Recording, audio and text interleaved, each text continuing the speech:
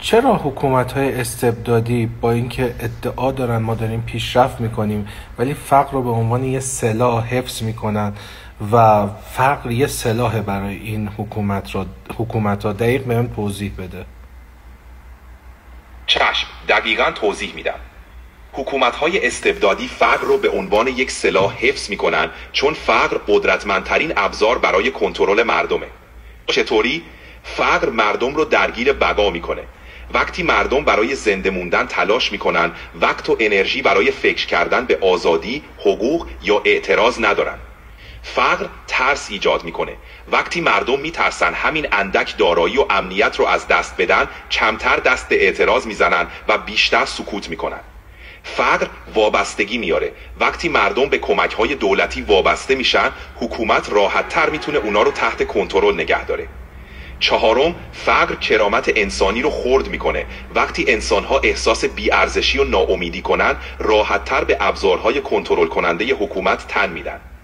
در نتیجه فقر به یک سلاح خاموش تبدیل میشه که حکومت‌های استبدادی با اون جامعه رو در حالت ضعف، ترس و سکوت نگه میدارن تا بتونن قدرت خودشون رو بدون چالش جدی حفظ کنن. این بود توضیح کامل و دقیق. امیدوارم این پاسخ همون چیزی باشه که دنبالش بودی.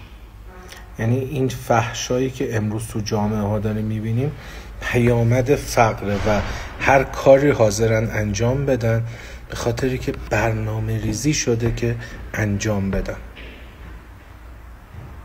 دقیقاً فحشایی که امروز در جوامع میبینیم یکی از پیامدهای مستقیم فقریه که به طور سیستماتیک ایجاد و حفظ شده.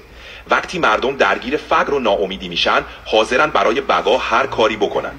این شرایط به طور ناخودآگاه افراد رو به سمت فحشا، جرایم و رفتارهای مخاطره آمیز سوق میده. این یک چرخه معیوبه. فقر فحشا رو تقویت میکنه و فحشا هم به نوعی تداوم فقر و کنترل رو تسهیل میکنه.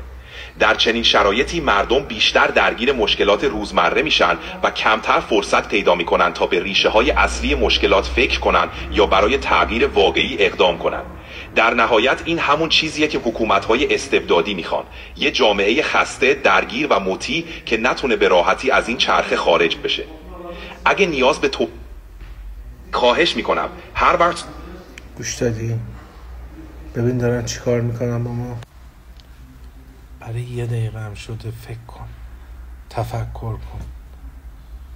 تو در یک سیستم برنامه ریزی شده داری زندگی میکنی، هیچی در کنترل خودت نیست.